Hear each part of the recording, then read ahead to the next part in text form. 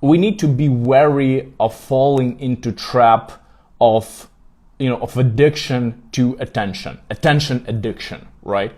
So I think there is a huge difference between, craving attention to kind of fill your ego, right? To feed your ego.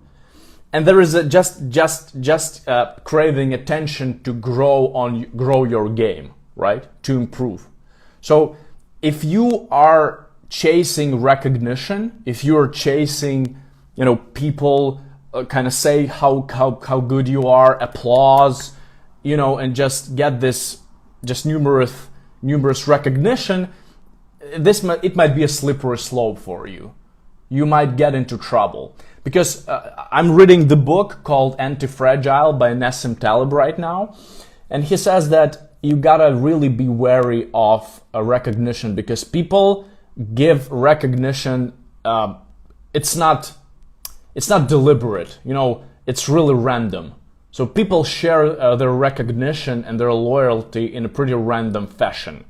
So if you're too addicted to good feedback, to nice comments and likes and social media likes and shit of this matter, if you're too addicted to this, it might not be reliable. You cannot rely on it, because it just may fade away at one point randomly, and you won't be able to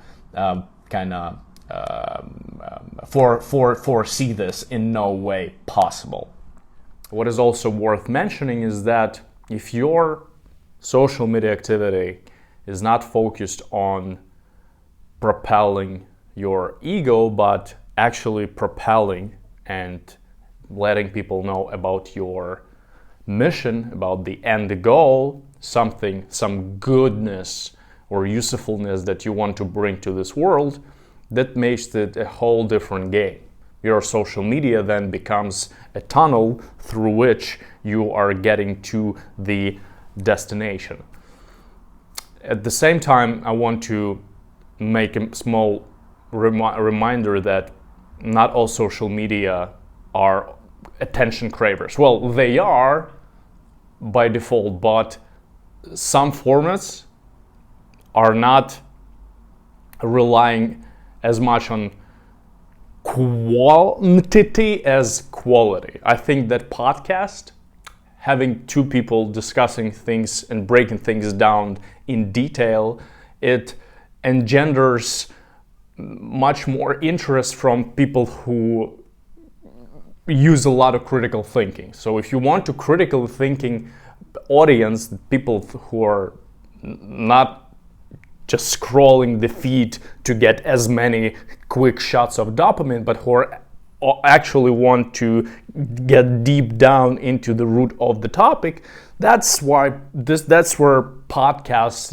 especially I think video podcasts, come in handy. Yeah, so people are cruel in this respect. You can get 100 likes on your video, on your content, on your article, and the other day you might get like 2 likes or no likes at all. So just people are not systematic in terms of how they share their love. That's just the reality. Therefore, we cannot fall in love. We cannot be fanatic about recognition. Okay, that's a very important practical rule when you work with the public, when you work with the audience.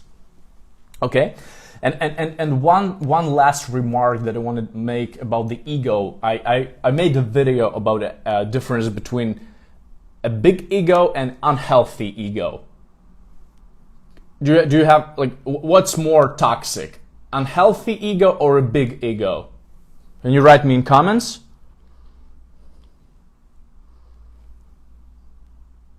Well, big ego. I hope that you have a big ego.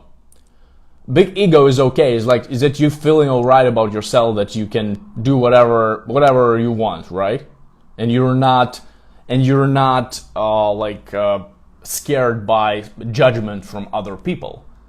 Unhealthy ego, on the other hand, right? Unhealthy ego, in contrast, is toxic quality, because you feel like you're better than someone else, because you feel that you're better than others. So when we see these folks, looking at you arrogantly, like, they have an unhealthy ego, and they just, that's just how they're raised, or I don't know, like the result of their education or something. But they just feel that they're better, and I think that we should try to stay away from people like that. If you wanna watch the entire live stream of the clip before, you can click somewhere here.